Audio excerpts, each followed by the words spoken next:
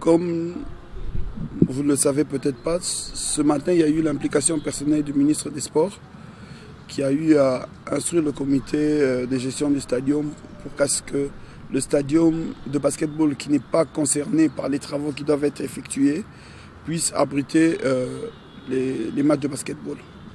Contrairement à ce qui a été annoncé ce matin, l'accès a été donné. C'est comme ça que vous voyez qu'il y a des petits travaux qui sont en train d'être faits pour que le stadium soit prêt pour lundi. Là, la pandémie a terrassé tout le monde, comme vous le savez. Le plus gros problème que nous avons toujours eu dans l'organisation du championnat, c'est le problème financier. C'est le plus gros problème. Et derrière, il y a l'état du terrain, la vétusté du terrain. Nous espérons que dans les projets, par exemple, les Jeux de la francophonie et autres, le basketball congolais pourra avoir un terrain un peu plus décent pour la pratique, pour nous permettre à ce que nos clubs qui se préparent pour les différentes compétitions puissent jouer dans les mêmes conditions ici ainsi qu'au niveau international.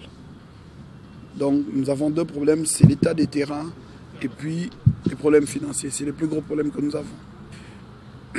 Le camp de basket se jouera l'après-midi. C'est des petites formations qu'on donnera au U18 dans l'après-midi seulement parce que les élèves auront déjà débuté les cours. Le tournoi est senior. Le tournoi est senior. Donc chez les messieurs comme chez les dames, c'est les seniors qui sont appelés à ça. Donc, et ça se jouera le week-end. En début de semaine, nous aurons la formation des coachs. Et un recyclage. Il y aura une formation des arbitres pour le 3x3 parce que nous n'avons pas de licence certifiée au Congo 3x3. Nous avons des licences 5 contre 5. Nous avons, si je ne me trompe, 4 internationaux. Et je pense 3 commissaires. 3 ou 4 commissaires.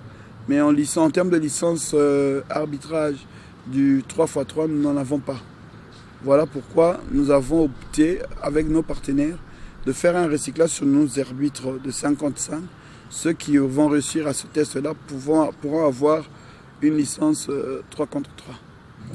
Les championnats ne pourront pas être suivis en direct, mais nous sommes en train, avec l'équipe de communication, nous avons mis en place une stratégie qui permettra à ce que ces matchs puissent être retransmis. D'une, déjà, en termes de sécurité sanitaire, nous allons observer les gestes barrières, lavage de mains, le port du masque sur le banc, la distanciation. Ça sera d'application. D'ici lundi, nous recevrons du centre la liste de tous les joueurs qui ont eu à passer pour le test Covid négatif. Seuls ceux qui ont été testés négatifs qui pourront prendre part au championnat. Donc ça, nous aurons déjà ça lundi, d'après les échanges que nous avons avec le directeur, le docteur Nguiébé, qui est le responsable du Centre national de médico-sportif. Donc ça, c'est les premières mesures prises. Et évidemment, les membres de comité seront à distance par rapport aux athlètes. Nous allons demander aux joueurs de favoriser un fair play d'abord, parce que le sport, la loi du sport demande à ce qu'on ait un fair play. C'est ça, que le meilleur gagne et qu'on puisse jouer en toute quiétude.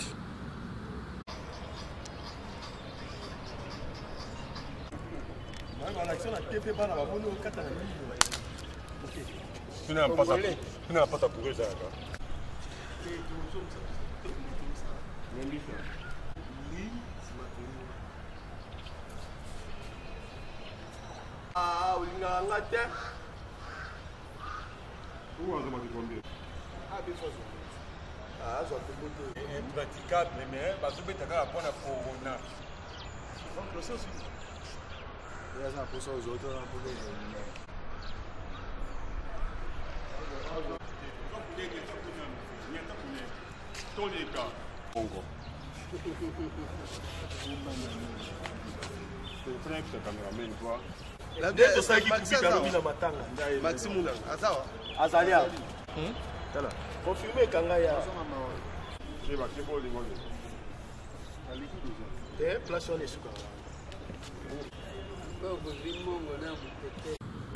Merci bien pour votre présence à tous. Nous avons prévu communiquer, informer les amoureux de la balle au panier que après cette pandémie qui a terrassé le monde et après avoir reçu l'autorisation de la hiérarchie qui est le ministère des Sports ainsi que la Fédération de basketball du Congo pour la reprise du championnat, là, nous annonçons déjà que ce lundi 21 septembre, nous commençons le play-off avec les messieurs qui vont jouer. Il y a 8 équipes qui sont classées en ordre utile et 4 chez les dames.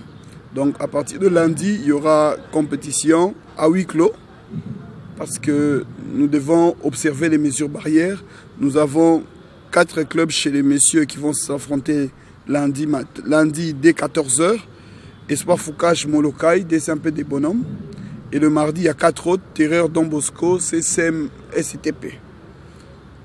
En aller-retour, après, il y aura l'étape des demi-finales où rentrera dans la danse les équipes de dames dès ce vendredi. Il y a CNSS Arc-en-Ciel et puis V-Club Tourbillon. C'était ça la plus grosse communication que nous avions pour les amoureux de la balle au panier. Ainsi qu'annoncer aussi, parce que j'ai une double casquette, celle d'être aussi le point focal du basketball à 3. Nous avons un camp de basket, un camp où il y aura formation des jeunes de I-18 pour le 3x3.